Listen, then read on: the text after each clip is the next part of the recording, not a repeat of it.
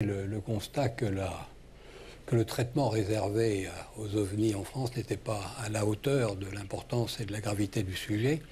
Comme vous le rappeliez, une association, Cometa, à laquelle je n'appartiens pas, a, il y a 10 ans, remis un rapport au président de la République et au Premier ministre, soulignant l'urgence, ou en tout cas le grand intérêt de regarder de plus près cette affaire. Et nous avons réfléchi à la façon de débloquer cette situation.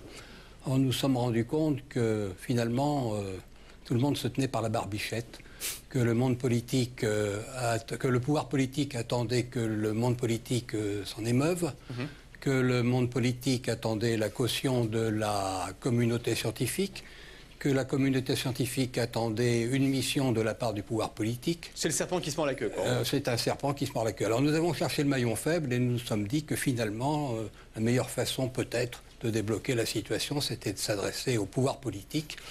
Et à ce moment-là seulement, la communauté scientifique, missionnée par le pouvoir politique, pourrait s'intéresser d'une façon sérieuse au sujet. Alors Dieu merci, il y a quelques scientifiques qui n'ont pas attendu la mission du pouvoir politique, mais il nous semble que le sujet est tellement important sur le plan stratégique, sur le plan scientifique, qu'il est nécessaire que, tôt ou tard, le pouvoir politique s'implique. D'où une lettre au président de la République, ouverte. Alors, lettre ouverte, on en reparlera dans quelques instants. Vous parlez d'un point de vue scientifique.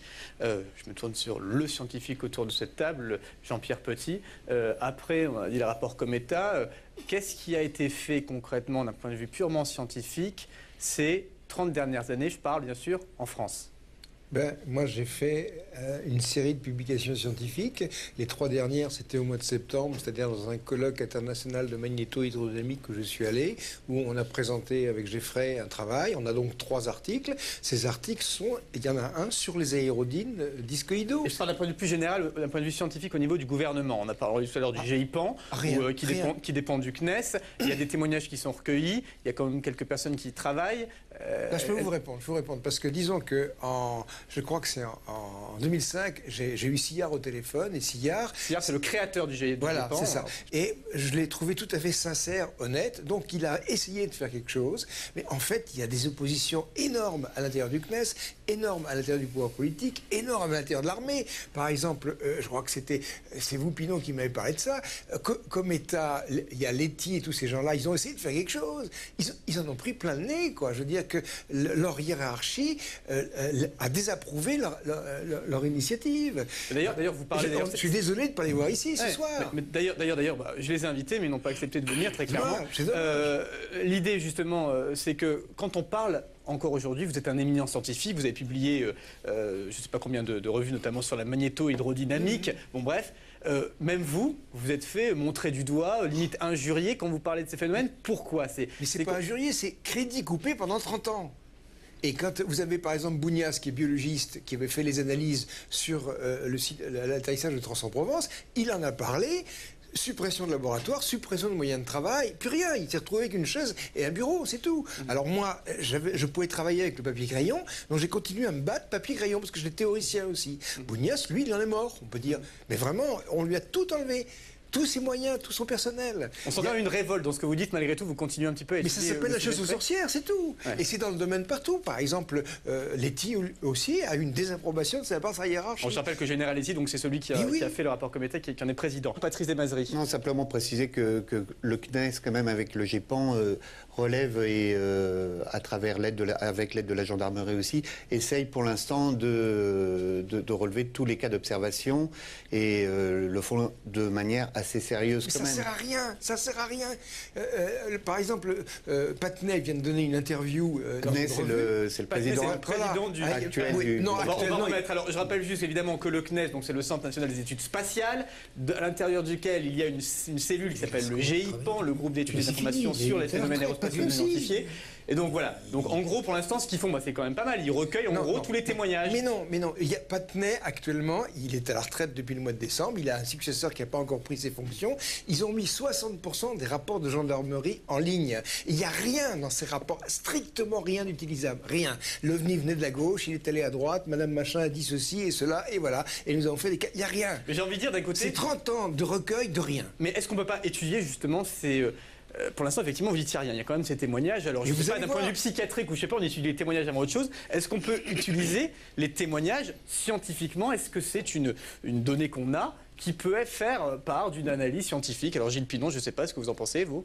Oui, mais enfin, le GEPAN fait de la collecte de données. Il n'a pas pour mission de définir des actions de recherche scientifique ou de renseignement. Il est certain que si on veut des actions de recherche scientifique, comme celles qu'a déjà entreprises à titre privé Monsieur Petit, il faut que la communauté scientifique soit missionnée par le pouvoir politique. La communauté scientifique d'elle-même, de sa propre autorité, ne se mettra pas au travail. Ça a un coût. La recherche scientifique. Et ce coût ne peut être supporté que par l'État. Simplement pour dire que c'est très compliqué aussi quand on a... parce que principalement, c'est quand même des témoignages humains. Donc c'est très difficile aussi d'étudier des témoignages humains de manière scientifique. Les cas d'atterrissage avérés où il y a des traces sont extrêmement rares et sont remis à caution pour beaucoup. Donc pour l'instant, c'est très compliqué de pouvoir avoir une démarche scientifique sérieuse sur les témoignages humains, je veux dire. Sur les témoignages humains. C'est ce qu'on verra tout à l'heure. Il est possible d'avoir une attitude scientifique sur des traces, sur des objets lumineux. Oui, mais sur des témoignages. Là, il parle des témoignages humains, c'est plus compliqué. Bon, le témoignage. On va écouter justement un témoignage humain et pas des moindres, celui de Daniel Michaud qui est avec nous. Alors, Daniel Michaud, alors là c'est pareil, un souvenir, je pense que vous allez me le décrire dans les moindres détails. Que s'est-il passé? Qu'avez-vous vu? Alors c'était en 1973, j'étais jeune pilote dans la LAT étant l'aviation légère de l'armée de terre. J'étais basé à Rennes-Saint-Jacques et avec un ami qui s'appelait Jean-Luc Bidot, nous allions à Caen-Carpiquet, à l'école d'Épifat, école des personnels féminins. Elle était à Caen, elle n'était pas à Dieppe. C'était une mission. École des personnels féminins, mission agréable. Oui, très agréable parce que, imaginez-vous, vous avez 22 ans, vous allez vous poser un hélicoptère au milieu de l'école d'Épifat. Il ne se passe rien, évidemment, mais le relationnel est quand même très sympathique. Donc, avec Jean-Luc, ce jour-là, on était très heureux. Et à un quart d'heure de l'arrivée, il faisait très beau. On était en condition de Volcavoc, à 1000 pieds, ce qui n'est pas très haut, 330 mètres. Alors que nous discutions de sujets comme peuvent les aborder des jeunes. Jean-Luc était à ma gauche, m'a dit « Daniel, regarde, oh merde !» Et j'ai tourné la tête. Pardon pour le mot merde, mais ça s'est passé comme ça. J'ai tourné la tête et j'ai vu passer la fin de quelque chose de très gros qui, à l'instant T, m'a paru gros comme un paquebot. C'est l'image première que j'ai eue, qui avait la forme de cigare. Très vite, on a été en station arrière. Vous voyez, le truc nous passe à côté, la station arrière, et on voit la section qui termine par un point. Alors, surpris, je préciserai après les perturbations, tout ça, vous allez voir, il n'y a rien eu. Et alors, très surpris, je dis à Jean-Luc, mais t'as vu comme moi? Il me dit, putain, qu'est-ce que c'était ce truc?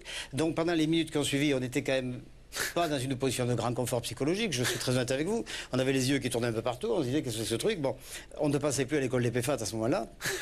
Oui, c'est vrai. J'ai appelé par radio, on avait une radio VHF à bord, c'était pas bien équipé, les Alouettes n'avaient qu'une radio VHF et HF, et je vous dirai l'intérêt de la HF tout à l'heure.